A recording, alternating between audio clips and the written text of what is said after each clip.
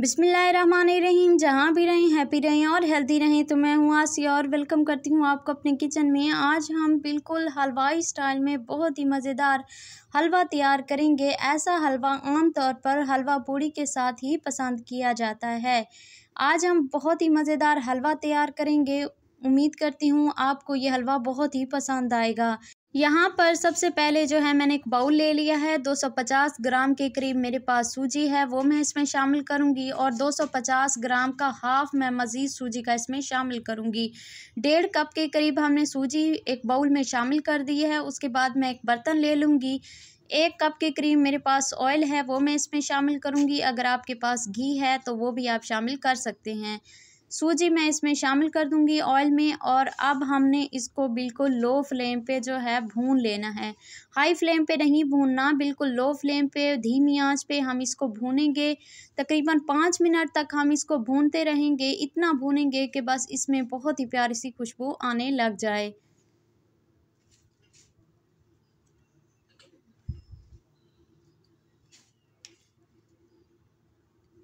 यहाँ पर 5 मिनट हो चुके हैं हमारी सूजी को भूनते हुए और बहुत ही खूबसूरत सा कलर आ गया है। अगर शायद ही आपको नज़र आ रहा हो मेरे कैमरे में, तो बस अब मेरे पास फूड कलर है, जर्दा कलर 1 साशे है मेरे पास, वो मैं इसमें शामिल करूँगी। हमने जो है कलर को सूजी में बस मिक्स करना है अच्छे तरीके से। कलर सूजी में मिक्स हो चुका है तो उसी स्टेज पर मेरे पास चीनी है। 250 ग्राम के लगभग मैं चीनी भी इसमें शामिल कर दूंगी। चीनी हम पहले ही शामिल करेंगे।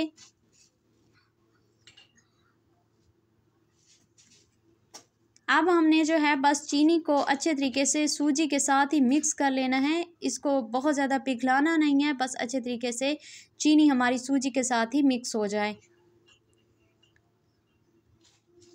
तमाम इंग्रेडिएंट्स अच्छे तरीके से मिक्स हो गए हैं तो उसी स्टेज पर नॉर्मल मेरे पास 1.5 गिलास के करीब पानी है, वो मैं इसमें शामिल कर दूंगी। और मुसलसल इसमें हमने स्पैचुला चलाते रहना है, रोकना नहीं है। बस 1 से 2 मिनट के लिए मुसलसल स्पैचुला चलाते जाएं। और बस इतना ही आपने इसे जो है पतला रखना है। और अब फ्लेम को हम ऑफ कर देंगे और ठंडा होने के लिए छोड़ देंगे।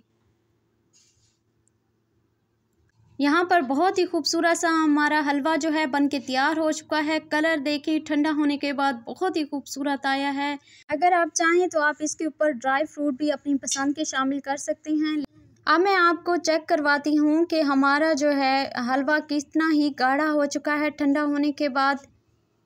बस इतना ही आपने जो है हलवे को गाढ़ा रखना है, यानी कि जितना पतला मैंने इसको रखा था उससे मज़ीद ठंडा होने के बाद बस इतना ही ये गाढ़ा रह चुका है और बहुत ही मज़ेदार बनके तैयार हुआ है। इसी स्टेज पर अगर मेरी रेसिपी आपको अच्छी लगी हो तो लाइक कर दें, चैनल को सब्सक्राइब कर दें। इंशाल्लाह फिर नई रेसिपी के साथ हाज़िर होंगी। अपना बहुत सारा ख्याल रखिएगा। अल्लाह निगहबान।